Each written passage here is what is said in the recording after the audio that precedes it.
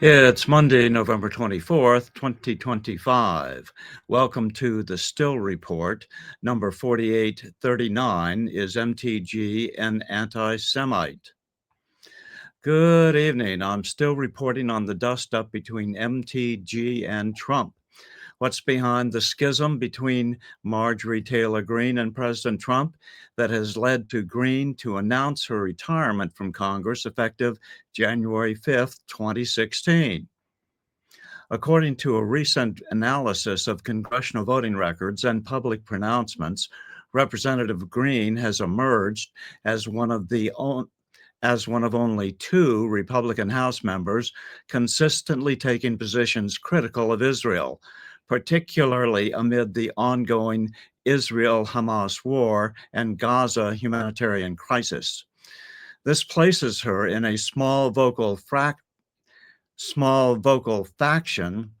within the GOP, contrasting sharply with the party's overwhelmingly pro-Israel consensus.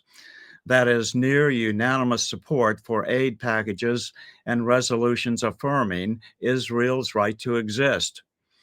The other anti-Israel member is Representative Thomas Massie, a Republican of Kentucky, a libertarian-leaning conservative known for his non-interventionalist foreign policy. Together, they represent a rare anti-Israel outlier among House Republicans and often vote against or abstaining from pro-Israel measures. For example, Greene voted against the $14.3 billion Israel aid bill in November 2023, arguing it prioritized foreign spending over U.S. needs. Massie has repeatedly opposed similar bills, including the 2024 supplemental aid.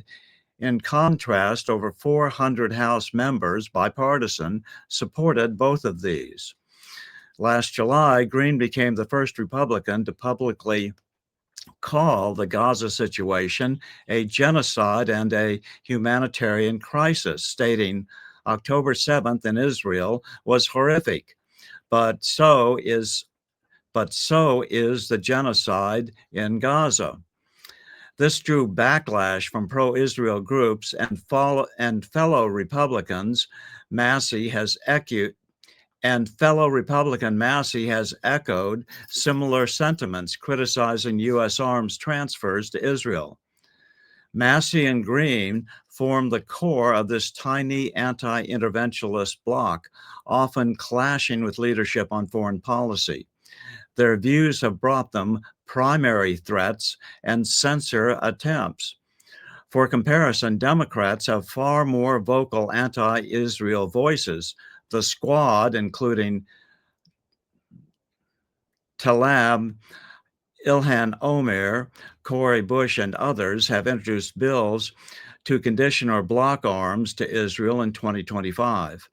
Up to 178 House Democrats signed a 2025 letter opposing Israel West Bank annexation. House Representative Randy Fine, a Republican, eloquently provided more details earlier today on Newsmax. And I'm pleased to bring in right now Florida Republican Congressman Randy Fine, a member of the House Foreign Affairs Committee, also a member of the House Committee on Education and the Workforce.